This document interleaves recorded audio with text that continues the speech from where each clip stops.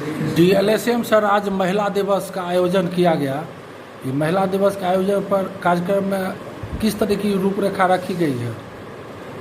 सबसे पहले मैं आपको धन्यवाद देना चाहता हूं और आपके माध्यम से यह कहना चाहता हूं कि अंतर्राष्ट्रीय महिला दिवस 8 मार्च को हर वर्ष मनाया जाता है और महिलाओं के बारे में उनकी स्थितियां, परिस्थितियां और परिस्थितियों को, उनकी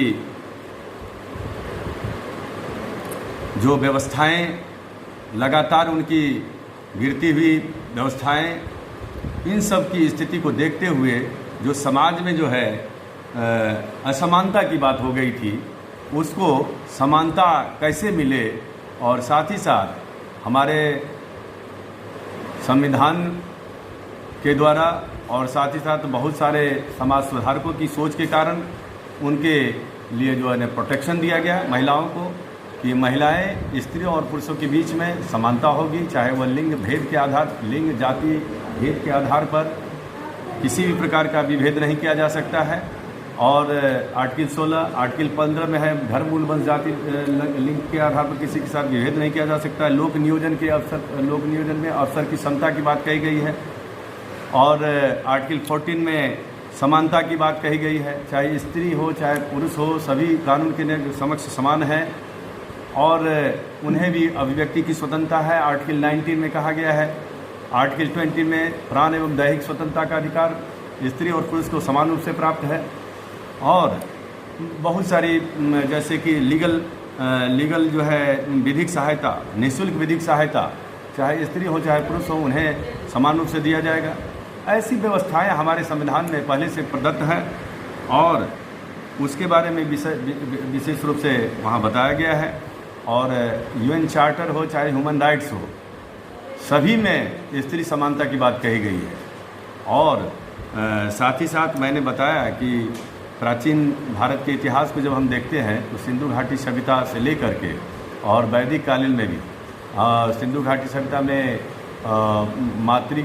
माताओं को जो है ना बहुत ऊंचा स्थान दिया गया था और मातृसत्तात्मक परिवार थी, मातृदेवी की उपासना की जाती थी। बाद में जाकर के वैदिक काल में जो है बहुत सारी ऐसी महिलाएं हुई जिन्होंने वैदिक ऋचा की रचना की थी और मनुस्मृति में तो यहाँ तक कहा गया कि यत्र नार्यस्तु पूज्यन्ते रमन्ते तत्र देवता।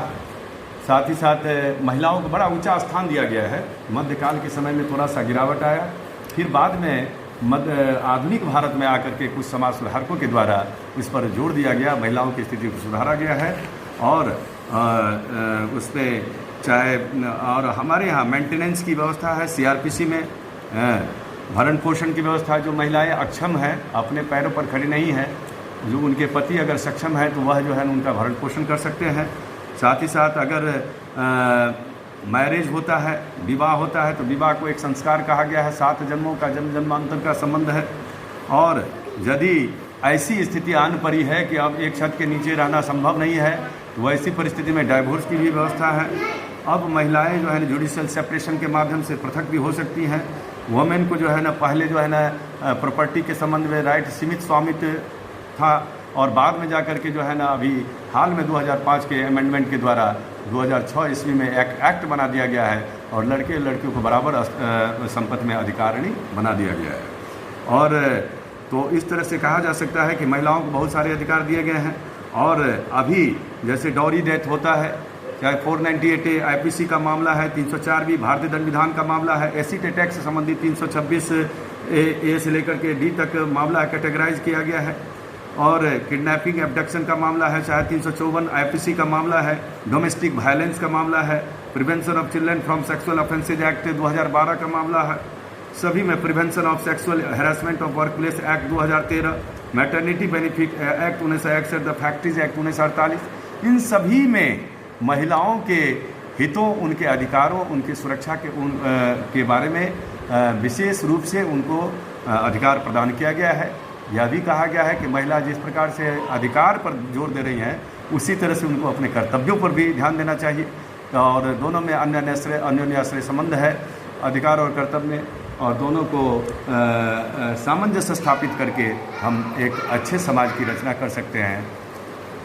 महिला दिवस पर सर महिलाओं के लिए आपका क्या संदेश होगा? महिलाओं के लिए संदेश है कि महिलाएं अब न केवल घर की विषय वस्तु हैं बल्कि वह अब अंतरिक्ष में भी यात्रा कर रही हैं और चंद्रमा पर भी जा रही हैं।